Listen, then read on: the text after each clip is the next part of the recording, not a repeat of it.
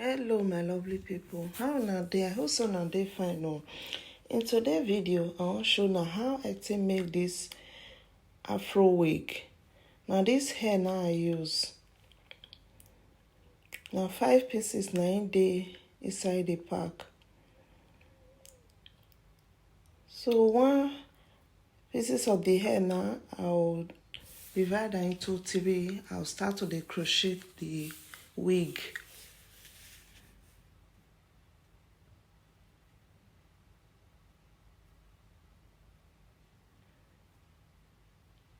So I use crochet pin. I'll pull the hair, I'll close down, I'll drag the hair come out. So I'll use and take cross now 2 times.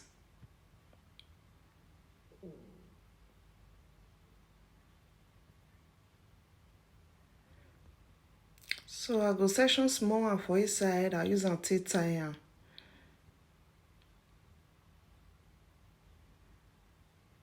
And so I'll take continue everything, and so I'll take do all.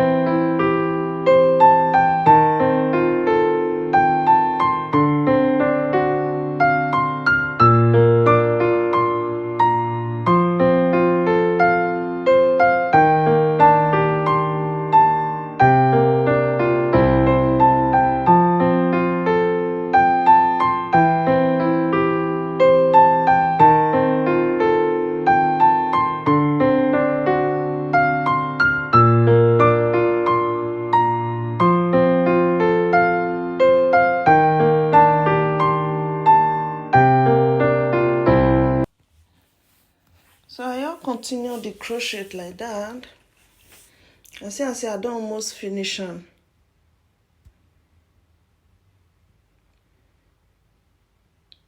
I go still tie now.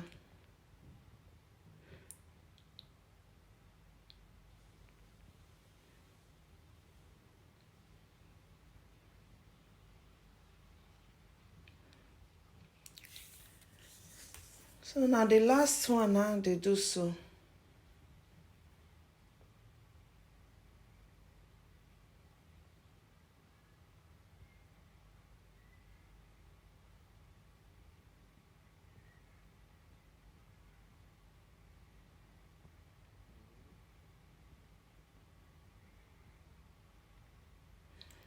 I just tie the hair. As I tie and finish, I'll use them to arrange the hair. I will trim around. I just trim the hair. Thank you, my lovely people. Now the final look might be this. Thank you for all the support. But before you go, make you subscribe. I go see you now for my next video.